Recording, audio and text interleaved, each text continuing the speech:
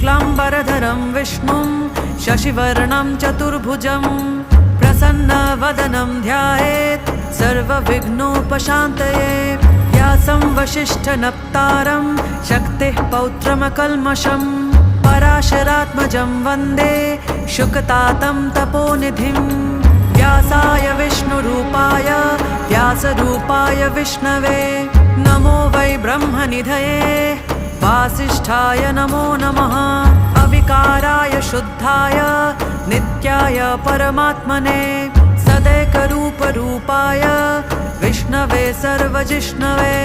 यस्य स्मरणमात्रेण जन्मसंसारबन्धनात् विमुच्यते नमस्तस्मै विष्णवे प्रभविष्णवे। ॐ नमो विष्णवे प्रभविष्णवे। श्रीवैशम्पायन उवाच श्रुत्वा